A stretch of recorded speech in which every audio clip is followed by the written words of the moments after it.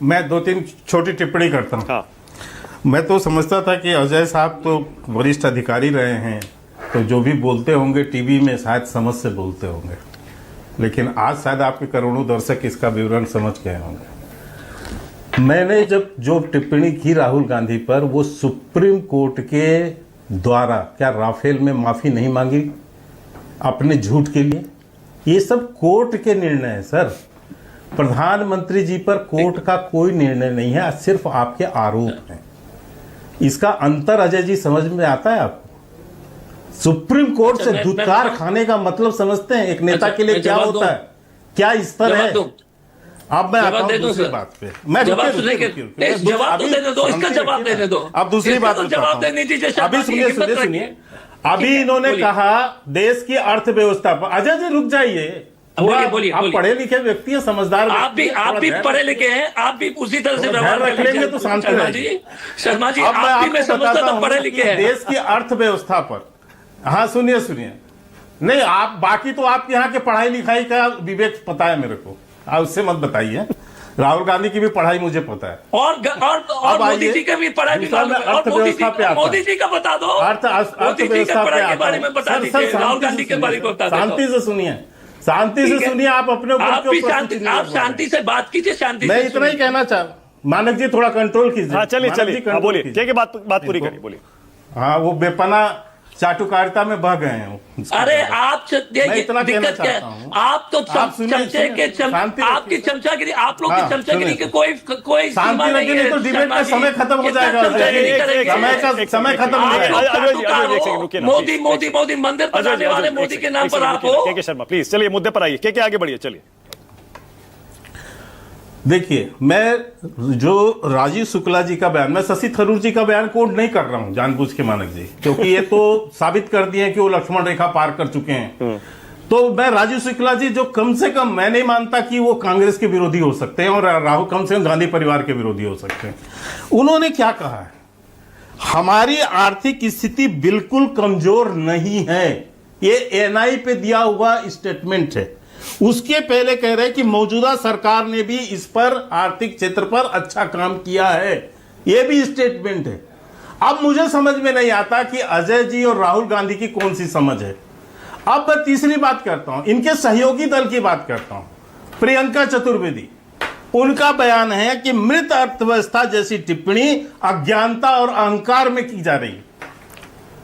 अब मुझे बताइए कि आज राहुल गांधी अपनी ही पार्टी, अभी ऑपरेशन सिंदूर के समय मनीष तिवारी से लेके हर कोई से आपके बैर बेमनस। अरे क्या हो रहा है? अजय जी आपका मौका है 30 सेकंड। अजय जी 30 सेकंड फिर आगे जाओ। कि राहुल, एक सेकंड, राहुल गांधी अपनी नेतृत्व क्षमता खो चुके हैं। अब तीसरी बात केवल एक मुझे बिहार के संदर्भ में कहनी है। बिहार के संदर्भ में जो अभी बार बार देखिए, वहां जो तकनीकी पक्ष है उस पर जवाब मानक जी वो चुनाव आयोग देगा। हम तो राजनीतिक पक्ष की बात कर रहे हैं। हाँ। जो राजनीतिक बयानबाजी है, राजनीतिक बयानबाजी में मेरा सिंपल सा ये कहना है कि आपके पास कानूनी रूप से सब कुछ है, मामला न्यायालय में भी चल रहा है, आप बकायदा उस पे जो है न्यायालय पे अपने विषय रखिए, आप चुनाव आयोग के सामने विषय रखिए। गाली देने से, झूठे आरोप लगाने से, प्रोपोगंडा करने से क्या आप चुनाव जीत जाएंगे? अच्छा के जल्दी से जाते 20 सेकंड दे रहा हूं आपको, और अच्छी बात बोले, थोड़ा बता दीजिए। फर्जी आधार, फर्जी वोटर आईडी बने हुए हैं ना बिहार में, और ये 65 लाख सही कटे ना नाम। सर इस देश में नकली नोट बन जाते हैं, समझ में आया सर मालिक जी?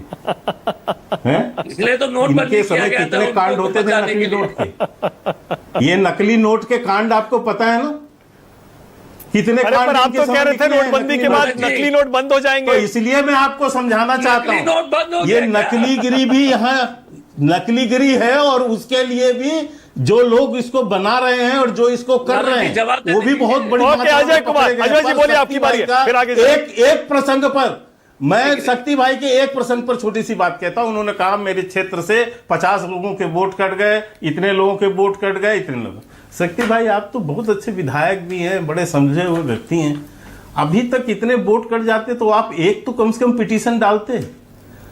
ठीक है मुझे अजय जानकारी जी, अब शायद आपकी ये बारी है। मानक अजय जी कि कुमार, आज देखिए, अब रुक जाइए, तक please, अब रुक जाइए, please, अब रुक जाइए। आरजेडी की ओर से देखिए, एक लोग भी बोले नहीं है। शिकायत बोर्ड अजय को जी, लेकर नहीं अजय की जी, गई। अजय नहीं, मैं जवाब देता हूं। अब बोलिए प्रॉब्लम अजय क्या जी। है, भाजपा वाले को क्योंकि असत्य कहने की आदत सी हो गई। नहीं। आप पेटिशन, एक मिनट, आप मानक पेटिशन जी, कब डाल, मानक एक मिनट, जी, शक्ति भाई एक सेकंड रुकिए जरा, अजय कुमार बोल रहे हैं। हाँ बोलिए अजय जी। आप पेटिशन कब डालोगे? लिस्ट निकलने के बाद ना। इनको पहले से लिस्ट मालूम है भाजपा वाले को, इसलिए तो इलेक्शन कमीशन के बारे में आप टिप्पणी कर रहे हैं। जब आप पेटिशन कब डालोगे? अभी तो सार्वजनिक हुआ है लोग लिस्ट। नहीं हुए, आप ही कह रहे हो, आपको कैसे मानक पता? जी, मैं बात नहीं करूंगा ऐसे व्यक्ति। बोलिए अजय जी, बोलिए, बात पूरी करिए। हाँ पैदा नहीं बोलिए, है। बोलिए। थोड़ा क्षमता। दूसरी बात है, ये नॉन बायोलॉजिकल, प्रधानमंत्री बोलते तो हम तो जो है पैदा ही नहीं हुए थे, ऊपर से शक्ति से आ गए थे। उस पार्टी के बारे में मैं क्या बात करूं उस पार्टी के लोग से।